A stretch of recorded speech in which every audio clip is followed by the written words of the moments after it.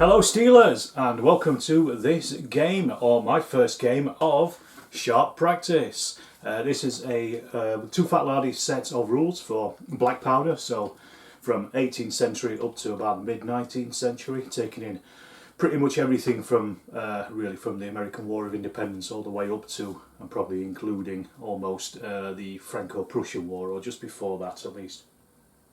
It's for large scale skirmishers. So you only need about 40 or 50 figures a side initially anyway.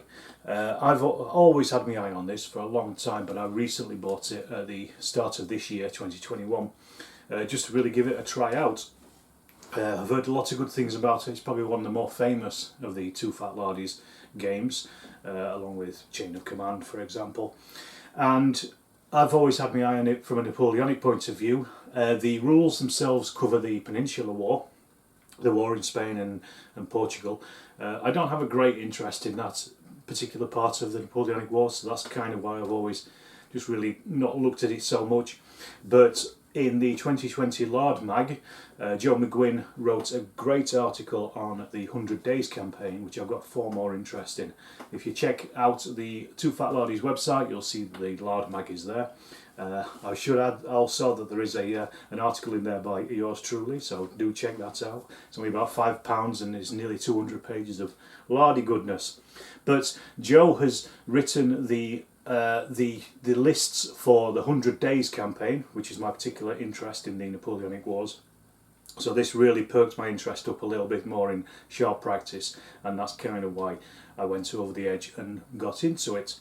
Doing it in 15mm. As I normally do, just so it makes it a lot easier not to swap over terrain and things like that. It's designed for 28mm or 15mm really, but like with most lardy games, the ground scale is pretty much 15mm really at this level. It's card driven activation.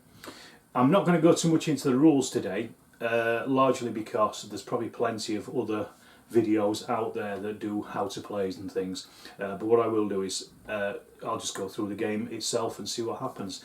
This again is one of Joe's scenarios. It's Resupplying Hougoumont, part of the Battle of Waterloo, the famous farmhouse. A group of British Grenadier Guards are trying to get some ammunition right down to the farmhouse itself, which is over here, which I'm just sat behind, and obviously the French are trying to stop them. They do have some support from the Nassau, so that was an interesting aspect to be able to paint up something that wasn't red or blue, and one of the many different uniforms that were at Waterloo at the time. But what I'll do is I shall show you the table, as always. I'll show you the figures, and then we'll crack on with Sharp Practice and see how it goes. So down in this bottom corner is the wall of the farm of Hougoumont itself. I made these walls, I scratch built them over the week, just about out of mounting board and plastic card and some brick paper that I had, so I just quickly put these together just to make it ready for this scenario. I'm also using, in place of the barn, this farmhouse which I got from Sarissa Precision, and built this a while back. I just wanted to get this on the table and use it really. The farm itself is already defended by two groups of British Guard skirmishers, commanded by a corporal here. Now these are low on ammunition, so they can only fire at short range, and they can only fire with half of their dice anyway, until the ammo cart gets to them. They only have some loopholes in the walls down this side, and also a step up here as well at the gates, just so they can fire over there as well. So they're pretty limited to what they can do until that cart can get to them. Over here, this is the French deployment zone. I don't have a French flag, unfortunately, so I'm using a British one upside down. This is from Chain of Command. It's just so I remember where they're supposed to be coming on, but this is where the French are attacking. And obviously they are cutting the line of the advance of the British ammo cart. Oh yeah, it's a water cart, but I don't have an ammo cart painted up yet. But I just wanted to get something on the table, so this will do. And this is protected by a sergeant of the Coldstream Guards, Sergeant Fraser, and he has 6 skirmishers with him as well. So there's a group of those. They will move together with the cart, and as I say, they're going to try to get this down to the walls of Hougoumont itself. Over here are our force morales. We'll just have a look at those quickly while we're here. So we've got the French are on 10, so they're obviously tired from fighting earlier, and the British are on 11, as you would expect, because they are the guards. There's just a slight difference in the force morales of the two sides, but not a great deal. And then over here, just by the slopes of the Mont Saint-Jean Ridge, as you can see here, this is the British Allied deployment zone, so this is where the Nassau will be coming onto the table. So it's quite an open table. It's a good introductory scenario for me in particular, because there's nothing too difficult about it. There is a clear goal of getting the cart to the farm, and the French trying to stop it. So it's going to be pretty simple goals on both sides. So as I say, for a first game and a tryout from my point of view, it's going to be a good one to do. And also, it meant that I didn't have to paint hundreds and hundreds of figures as well to get this done. We got our deck here. I've already sorted out the cards and the flags and things into that. So that'll be dealt out. I'll probably do that off camera and just explain to you who has been activated and show you what they do as we go along. Alright, I'll show you the rest of the French and the Nassau forces, and we will start this game. So here we have the Nassau and the French. So the Nassau are made up of 3 groups of 8 Nassau Centre Company infantry. They're led by a level 2 leader, Lieutenant Verve. He's here, and also a level 1 leader, Wachtmeister Batten. So that's those 2 guys. They will deploy, as I say, from the deployments on the edge of the table. And then facing them, we have 4 groups of fresh French line Fusiliers. These are led by, there's 8 in each of those, these are led by the level 2 leader, Capitaine Hugo Deriniere, and also his 2IC, which is a level 1 leader, Sergeant Popotin. Then we also have 2 groups of 6 Leger Voltigeurs, so these are the two Voltigeurs teams here, units, and these are led by a level 2 leader, Sous-Lieutenant Le Petit.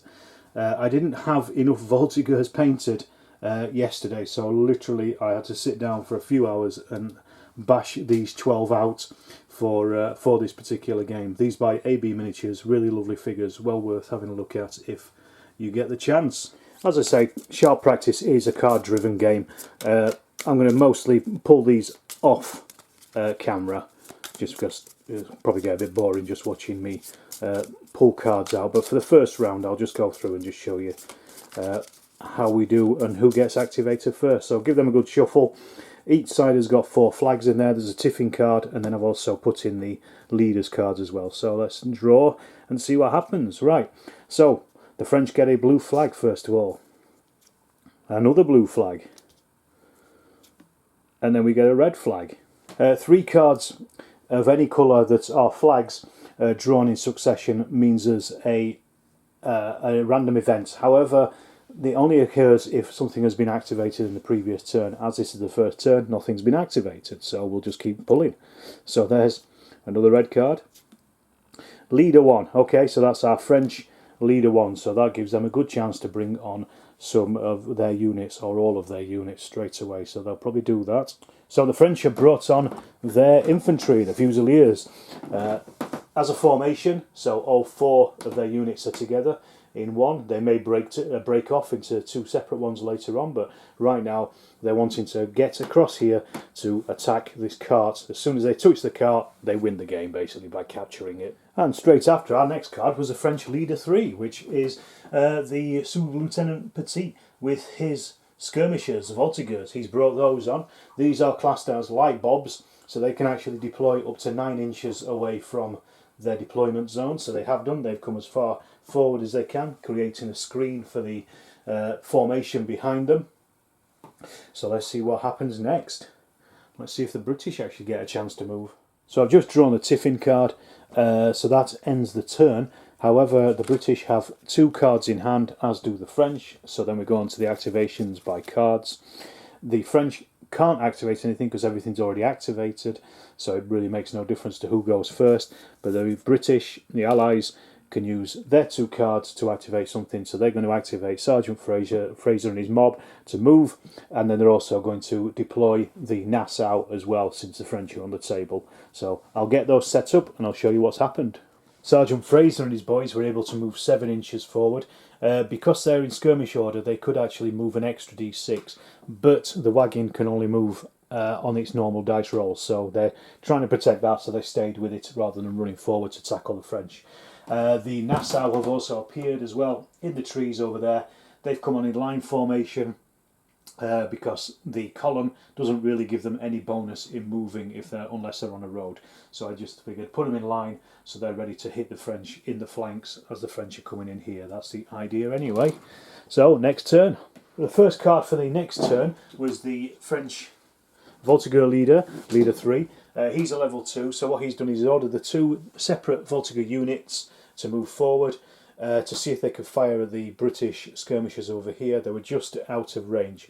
They both moved 1 inch with their first action, so they were still out of range, so he's basically got them to move for their second action another couple of inches. These ones have only moved 4 inches forward, these ones have moved 2 inches forward. They're still, I think they're just on long range at this point, but they can't fire. Yeah, they're just within 24 inches now of the British, so at least they can fire next turn if needs be. Or they could be fired at. Right, we have our first bit of firing. So the British pulled out leader 1, which is Sergeant Fraser. He basically got his skirmisher to move forward. He commanded the wagon to move double its actions, its 2 actions. It only managed to move 4 inches forward. These guys moved 2 inches forward, and then they're firing at the French over there. So dice wise, we started with 6 dice because there's 6 men firing, and then we also have the +2 for the level of his leader, so that gives them another 2 dice, so it's 8 dice firing in total. They need a 6 because they're at long range, so they have a first fire bonus. So this is the first time they've fired in the game, so they get the first fire bonus, so that's a +1 to hit against a 6. They are also skirmishers firing at effective or long range, so that's another +1, so they get a +2, and they need a 6 because they're firing at long range, so they're going to be hitting on 4, 5s and 6s for this round at least, with 8 chances to do that. As I say, we're just firing at that unit on the left, the one with the officer in it actually. So let's see, we've got 1, 2, 3, 4, 5 hits. So the effect, they're in the open, a 6 is a kill, 3 to 5 is shock. Let's see what we get. Oh, that's 2 kills and 3 shock. So we also have to see if their leader is hit. So we roll the dice. Because they're skirmishers, they hit the leader on a 2 or less. If it was just normal infantry firing, they would hit him on a 1 or less. So let's have a look. 1 or a 2, and he's hit. A 3, no he's not, so it's 2 of the skirmishers are killed, and also 3 shock placed on them as well. Well, knowing that full well that this cart has got to get down the road, French leader 1 has basically got the units here. They're just moving forward with 2 actions. They've wheeled slightly and then moved forward, so they're going to try to cut the road somewhere in the middle here with this formation. That's the plan anyway, while the skirmishers hold the flank. Right, we've got some more firing now from the French. So what the French have done, they've drawn 3 cards. They're playing them to activate the leader who hasn't activated yet, the skirmisher. So he's reduced shock on these with one of his activations. His second activation was to order this unit to move forward with 1 dice. They did, it was only 2 inches, and then they are firing at the British skirmishers as well. He's not attached to them, so they don't get their extra bonus on him. They do get their first fire bonus. They also are firing at long range as skirmishers, so they got a +2, and they need a 6 to hit. So with a +2, they're looking at 4, 5s and 6s. So let's see what we've got. We've got 2 hits on the British skirmishers there. So we roll again. 6 are kills, 3 and above is shock, and that's 2 shock, no kills. I'm not sure who shuffled these cards, but I've just pulled 3 British red flags out in a sequence. So that's another random event. And as the last unit was the French Voltigeurs and they were firing, we roll on the firing random event table. So we'll just do that. 2d6, see what we get. A 5. Fire. The nearest building within 12 inches of the fire is caught alight. place a suitable smoke marker on this building. Well, fortunately for them, or unfortunately for the British in Hougoumont, there is no building within 12 inches, so that is just cancelled. Okay, so the British have used up their 4 cards that they had. I've just pulled the tiffin card, so it's the end of the turn. So the British have only got cards left, the French have spent theirs already. So the British have moved forward the Nassau. They've only moved about 5 inches, but they just brought forward that formation. Their second set of cards, they're activating the skirmishers here. They are loading, so I'll take that off to show that they've loaded. And then that's the first action. Second action, they are firing again. They're now firing at the skirmishers that fired at them. The other group over there. So we're going to roll the dice. They've got 2 shocks, so that takes 1 off their dice. So they're actually only rolling 5 now because the leader is not activated, so he's not directing the fire. They've lost their first fire bonus because they've already done it. So now they're firing just with a +1 because they're firing at long range as skirmishers. So it's 5 or a 6 to hit this time. So let's see what we've got there. Just 1 hit on those French. And roll again, see what happens. 6 is a kill, 3 and above. 1 is nothing, no effect. So I've pulled out leader 3 for the British, or the Allies. They've already pulled out leader 4 and 3. 3 couldn't do anything because he's attached to this unit and there is a higher commander already there. 4 is the guys in Hougoumont itself. They couldn't fire because they're not in range. And so finally leader 2 is the Nassau senior leader, and he has basically pushed the Nassau a bit further forward, so they're getting a bit closer to be able to fire at the French at this point, but they probably want to close and give them some fisticuffs closer as soon as they can, I guess. Right, we pulled the tiffin card. What I forgot to mention was that I pulled the tiffin card in the previous turn first, which ended the chapter, so that meant that everybody who was unloaded, i.e. the French voltigeurs and the British skirmishers, they were able to reload, so they are ready to fire again. We pull the tiffin card. The French have only got 1 flag. They can't do anything with that, or the tiffin, but the British can activate that unit with their 2 flags. So again, they're going to do the same. They're going to fire. First action, fire. Second action is going to be to load. They can't reduce that shock, so they're still 1 dice down. We're looking at 5s and 6s to hit. Same again at that same unit over there. So we've got 2 hits on them. And roll again to see what happens. That's 1 shock and 1 miss. Right, well, we've just drawn the tiffin card again. The British had drawn 4 red cards. They'd also drawn leader 2 as well, which is the Nassau leader. He's basically pushed them forward a bit further forward, about 6 inches forward.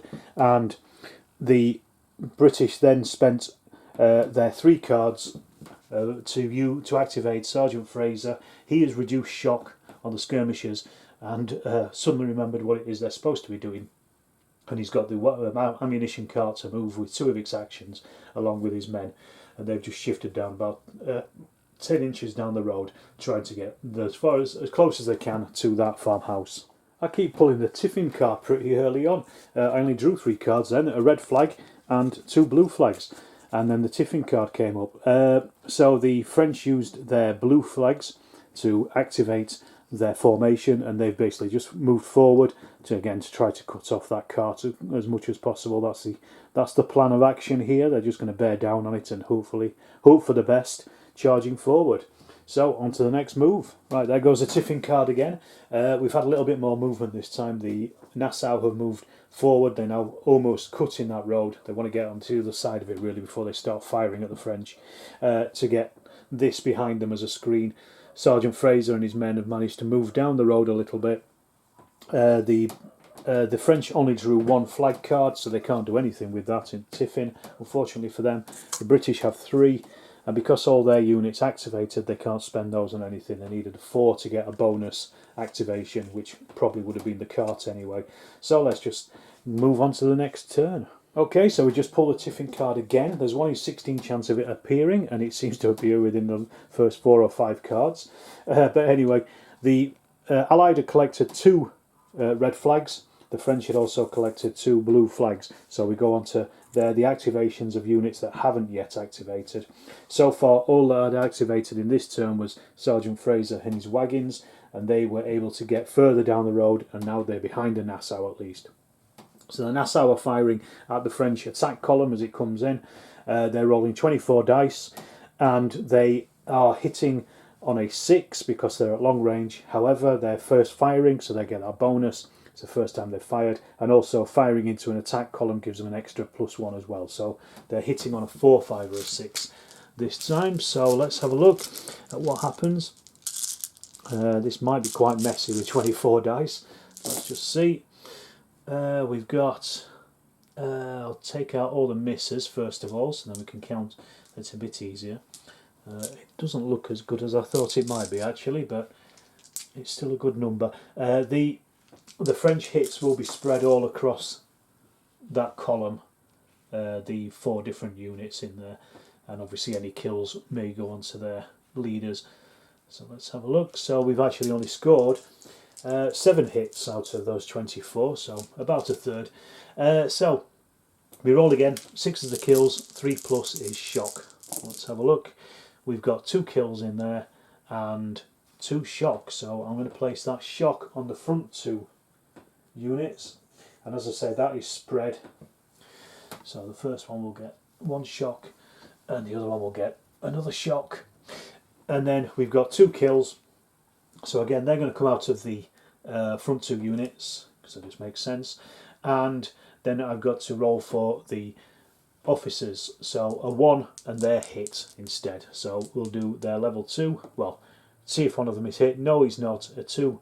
They needed a 1 or less because they needed less than the number unless there were skirmishers firing at them. So it's not the officers, it's 2 of the men. So there's already holes in the ranks. So now the French are returning fire. They're doing the same. Only the front 2 units can fire because they're in attack column. So it's only actually 14 dice. And they are not firing an attack column, but it is their first fire. So they get a +1 for that. So 5s and 6s are hits this time. And again, spread across the entire group here. So let's just have a look. We'll take out all our misses again. And we've got 5 hits. So same again, 6 is the kills, 3+ is shock. So let's have a look. We've got 3 shock, and 1 kill.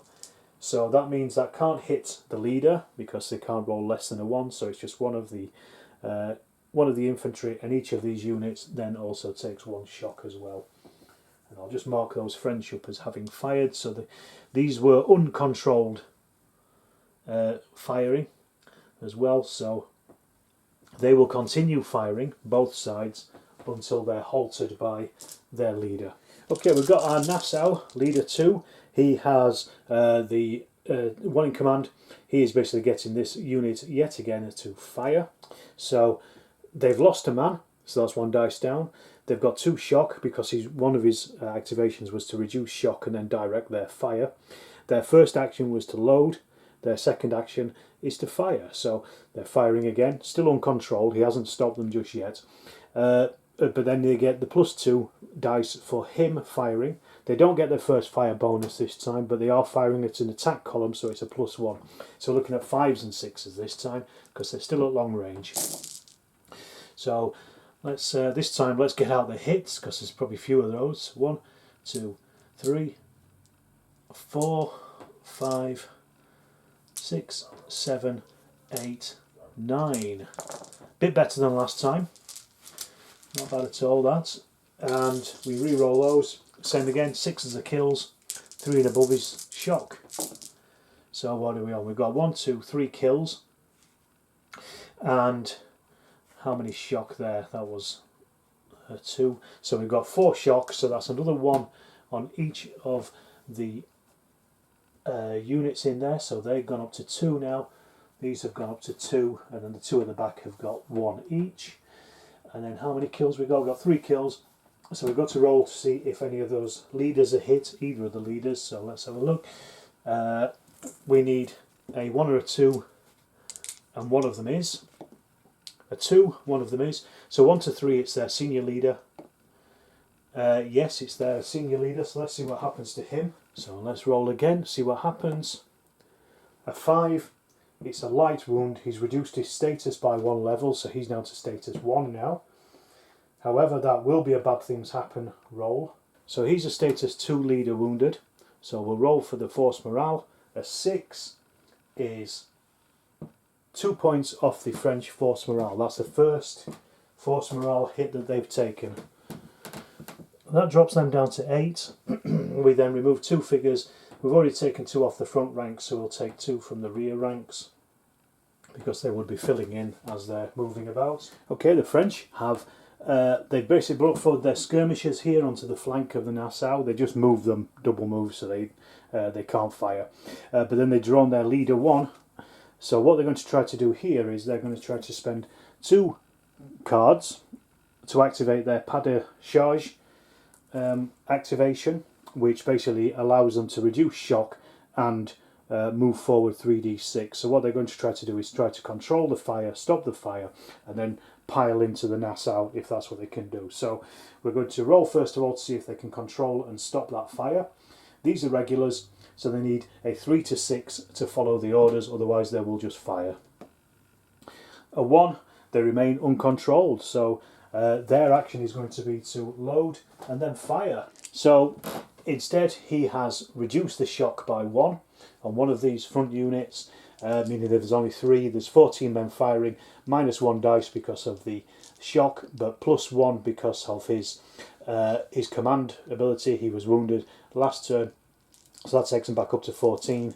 And what I've done is I've also chucked in 2 cards as well to help fire as well, so that's just adding on to the firing dice. So say we're firing, it's not first fire, they're not firing at an attack column, so they're just hitting on 6s. So this is pretty poor, to be honest, but let's see what happens, see how many we get. We've got 1, 2, 3, 4, 5. That's not bad. That's almost a third. It is a third of the hits with a 2/3 chance. So let's see what happens. 6 is the kills, 3 plus shock. So that one there is a 1, so that's gone, that's off, and they've taken 3 shock and 1 kill. Again, because they're not skirmishers firing, they can't roll less than a 1, so their leader hasn't been hit, so it's just another one of the rankers. So let's take this chap off here, and then everybody gets a shock, 1 shock on each of these. So the French were trying to get into fisticuffs there, but I thought probably because they are still firing uncontrolled, they may as well at least use those cards for firing. Right, start of the new turn. The cart has actually just literally arrived at Hougoumont itself, so the game is pretty much over. The British have won. They managed to resupply Hougoumont, they managed to get the cart in. But what I'm going to do is I'm going to play to the end of this turn till the tiffin card and just see what happens with the rest of the fighting that's going on in front of the farmhouse itself. But for all intents and purposes, this game is won. Right, well, I've just pulled out 3 flag cards in a row, so we have a moving random event, and the moving random event will affect Sergeant Fraser and his men. Let's just see what happens. We've got a 6. A 6 is step out, lads. The unit has spring in its step. The unit may add 1 more d6 of movement immediately. They don't need it. They're already in the gates of Hougoumont, so they are fine. Right, it's our French skirmishers this time. He has reduced shock on this unit, and then ordered for his second activation, ordered this unit. They've moved forward, and they are then firing with their second action. So they're firing into these. Need 4, 5s and 6s because they're firing at short range now, and they get a +1 because they're skirmishers. So 4, 5, 6 we said, so that's 2 hits. So 6 is the kills, 3 plus is shock, so just 1 shock. So that shock will go onto that unit there. And then we've got the Nassau firing, so it's their leader. They pulled out their 2 leaders actually. The first one first, he reduced shock. The second one, he first of all reduced shock, and then he's getting them to load and fire at the French column in front of them. They've also thrown in an extra card as well, just to make sure, so that gives them an extra d6 on their firing. So they're hitting on a 5 or a 6 because they're firing into column and they're firing at long range. So let's see, we'll pluck out all our 5s and 6s, all the millions of them. 1, 2, 3, 4, 5. So out of 20 odd dice, only 5 hits, so a quarter of hits. So let's have a look again. 6 of the kills, 3 plus shock. So we've got 2 kills actually out of that, and 2 shock. So the shock again is spread across the unit, so I'll just put these in here while I remember. So that's a 2 for them now, and then they've gone up to 2 as well. They're not any close to breaking at this point. Then we've got the 2 kills. Re-roll again to see if it is their leader that is hit. A 1, and it is. No, it's not. It's just 2 of the ranks. So we'll remove 2 of them bods. Right, we just pulled a tiffin card, the very last one of the game really, to finish everything off. But the French have managed to pull together 3 cards. They had 3 cards in hand, so they're playing those to activate one of their leaders here. Doesn't matter which, because they're both level 1 anyway. And it's going to be the ranking guy.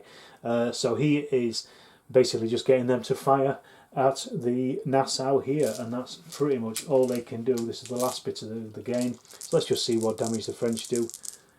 And we're hitting on 6s because they don't have any bonuses or anything, and they are still at long range. So 1, 2, 3 hits, and that is it. Let's roll those. 6s kills, 3 plus shock. So we've got 1 kill, 1 shock, and 1 nothing. So the 1 kill one affects their leader because they can't hit him. So it's another one of the ranks, so we'll take one from this unit. And then they take 1 shock as well, so I'll just put it on there just to finish off. And that is it. The game is over. My first game of sharp practice is finished. So this is a situation at the end of the game, sit rep. So we got the Nassau, had managed to push up, get across that road, and we're basically firing down on the French in that attack column.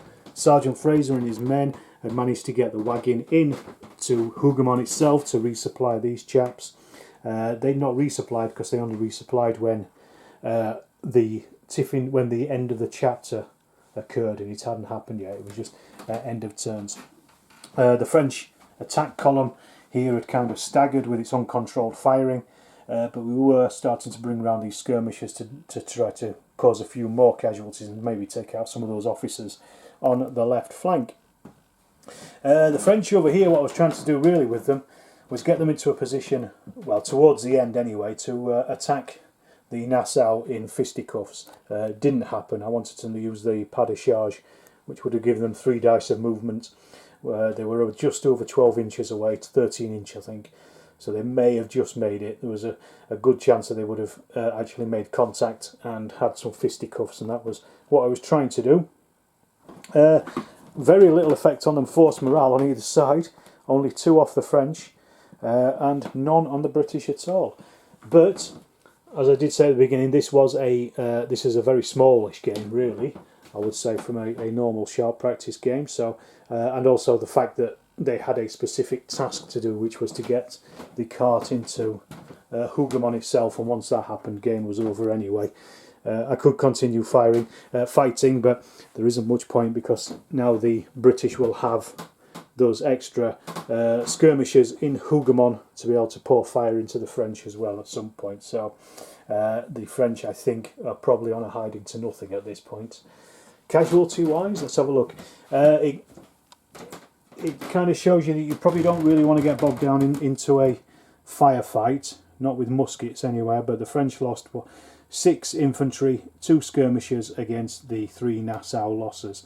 So very light casualties, really, on both sides, given the number of men firing, but then that's the nature of firing muskets, if you're just going to stand and blaze away.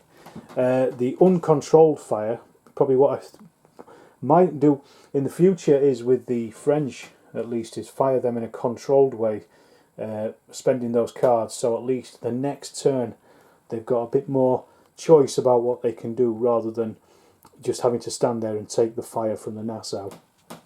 So, lessons learned. I've enjoyed it. I've probably made tons of mistakes, but it felt quite a bit like Infamy, but with musket fire, which I quite liked because I'm quite familiar with that game, and worked really well. It's really inspired me to to get more figures now for sharp practice. So I think 2021 might be a bit of a Napoleonics fest. But stay tuned, and there will definitely be more sharp practice games in the future as I start to build my collection on it. Thanks for watching. If you've enjoyed it, please do like and subscribe, and also just give me a comment as well if you've enjoyed it, or you've seen something I've done wrong, which I'm sure I probably have done. And also, just as I'm trying to work out the best way to deal with these figures at this scale as well for Napoleonics. But I've enjoyed it, and I hope you have, and I'm going to sign off now, and see you in the next video.